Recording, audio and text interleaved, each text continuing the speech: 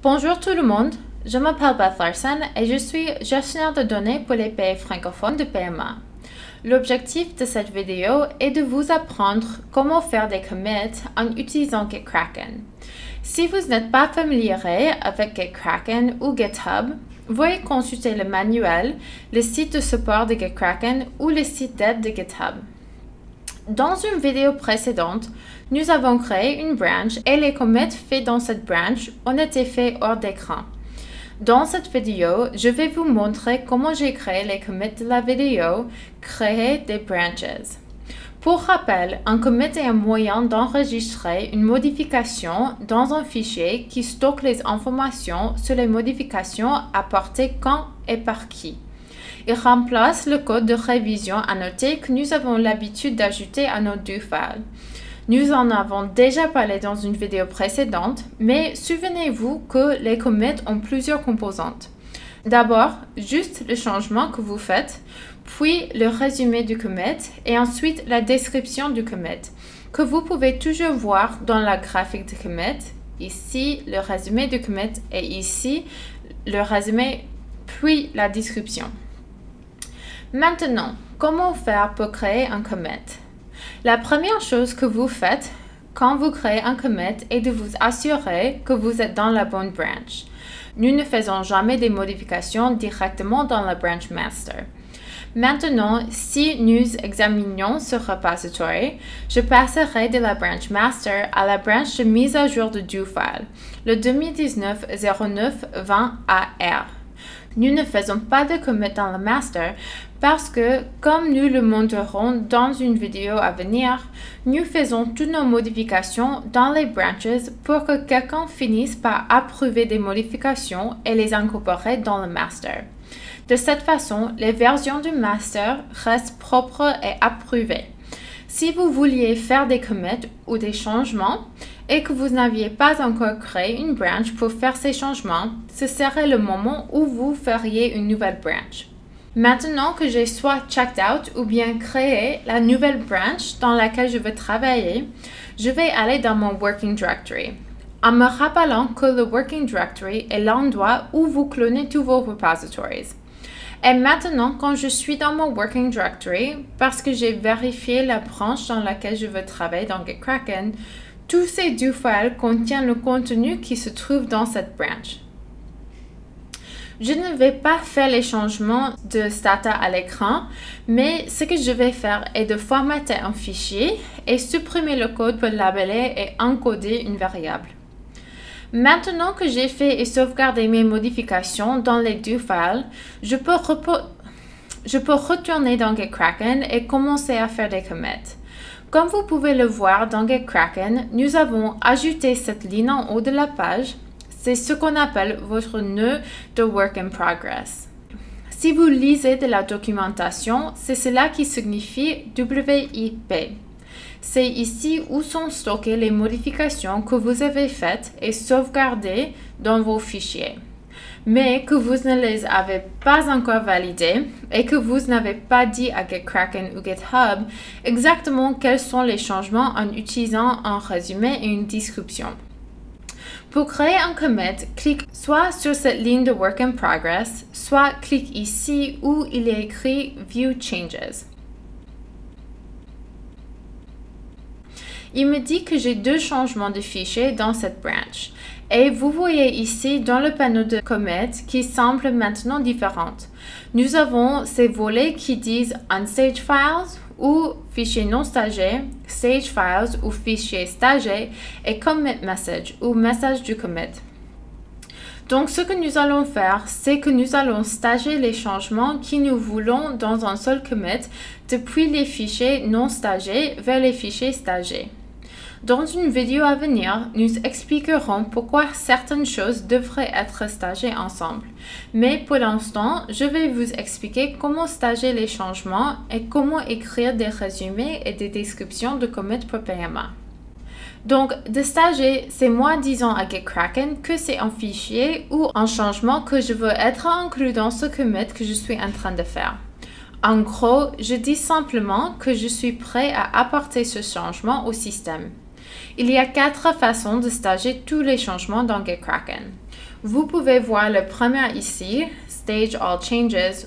Ce que cela fera, c'est de prendre tous les changements que vous avez faits et sauvegarder dans vos do files et de les stager. Et puis, tout ce que vous auriez à faire pour créer le commit serait d'écrire le résumé et la description, et puis vous pourriez cliquer sur le bouton vert. Cependant, il arrive parfois que nous ne voulions pas stager tous les changements dans tous les fichiers en une seule fois. Je vais donc cliquer sur Unstage All Changes, qui prend tout ce qu'il y a dans le panneau des fichiers sauvegardés et les déplace dans les fichiers non stagés. Et maintenant, je vais vous montrer deux autres façons de stager les changements.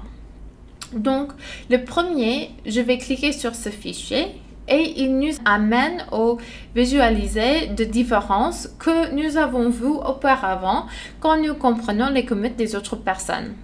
Maintenant, il nous montre les différences dans nos propres commits. Si vous vous souvenez de Hunk View, on peut y aller et Stage by Hunk. Vous verrez ici, il est écrit Discard Hunk, Stage Hunk et on peut cliquer Stage Hunk. Et ce morceau de code a disparu des fichiers non stagés et s'est déplacé dans les fichiers stagés. Vous verrez donc maintenant que le nom du fichier est ici deux fois. Une fois de plus en stagé parce que nous avons stagé une partie des modifications apportées dans ce fichier. Maintenant, je vais cliquer à nouveau sur Stage Hunk ou sur Stage File. Je vais cliquer sur Stage File parce qu'il ne reste que ce changement et maintenant, ce que fait Gitkraken, c'est que lorsque vous stagez des changements, ils restent dans le panneau des fichiers non stagés. Ainsi, soit vous avez stagé chaque modification d'un fichier, il passera au prochain fichier non stagé et vous montrera ces modifications. Pour l'instant, nous avons passé à la fin de cette commit. Je vais donc cliquer sur le fichier stagé et je vais écrire un résumé et une description des modifications apportées à ce fichier. Comme nous pouvons le voir ici, ces changements ajoutent des indentations pour les loops. Si nous le voulons, nous pouvons faire des vues partagées et avoir une meilleure idée. Alors, résumé. Le résumé est Format Loops and Country Specific Clean Weight et la description est Exemple, Indent Loops for Readability. Pour nos partenaires francophones, vous n'êtes pas obligé de faire vos résumés et vos descriptions en anglais, mais on vous demande de faire le résumé et la description en français. Donc maintenant que nous avons stagé le changement et que nous avons écrit le résumé et la description de commit, nous pouvons committer le fichier. Et on clique sur le bouton vert Commit Changes to One File. Maintenant, nous pouvons voir Format Loop and Country Specific Clean Weight, qui est le résumé que nous venons de donner à notre nouveau commit. Et si nous cliquons dessus, nous verrons la description Example Format Loops for Readability et nous pouvons cliquer sur le fichier pour voir exactement quels changements ont été faits. Comme nous le faisions auparavant, lorsque nous comprenions les commits faits par des autres personnes. Cependant, nous avons encore un work in progress qui doit être stagé ou abandonné. Passons donc à notre work in progress et voyons qu'il nous reste encore un fichier dans les fichiers non stagés. On peut cliquer dessus pour voir les changements exacts. Je vais passer à Hunk View et nous pouvons voir les changements ici. Maintenant, je vous ai montré les trois méthodes de Stage Hunk, Stage All Changes et Stage File. La dernière méthode de stager des changements est ligne par ligne. Vous allez dans le visionnaire des différences et trouviez la ligne que vous vouliez mettre en scène. Cela fonctionne en Hunk View, Inline View et Split View. Stagez donc rapidement cette ligne. Nous pouvons committer le fichier de cette façon où il est à la fois non stagé et stagé en même temps. Il n'est pas différent d'avant quand ils ont stagé les fichiers entiers à la fois. Cliquez donc sur Stage File et rédigez un résumé et une description de changement. Notre résumé est Remove FP Add Radio Label from FRQ Data Checking et la description est Example question was dropped from the questionnaire. Et nous pouvons committer ce changement. Et nous avons encore notre dernier changement dans les fichiers non stagés. Alors, cliquons là-dessus maintenant. Si nous ne voulions pas conserver ce changement, nous pouvions cliquer sur le bouton de corbeille ici et rejetterait tout ce qui se trouve dans les fichiers non stagés. Faites donc attention à ce bouton car il supprimera tout ce qui se trouve dans fichiers non stagés lorsque vous cliquez dessus. Encore une fois, nous allons utiliser la méthode ligne par ligne. Nous allons stager cette ligne, la déplacer dans les fichiers stagés et nous allons écrire le résumé et la description de notre commit. Notre résumé est Removed FP add radio encoding from the questionnaire et la description est Example question was dropped from the questionnaire. Commettons ce changement. Et maintenant que tous ces changements ont été validés, le nœud de Work in Progress n'apparaît plus et nous sommes prêts à partir. Sauf pour la dernière étape que vous devez toujours assurer de faire. Push. Push successfully. Vous devez toujours pousser vos commits envers GitHub pour que tous vos collègues puissent voir le travail que vous faites et collaborer avec vous. Et c'est tout pour comment créer des commits.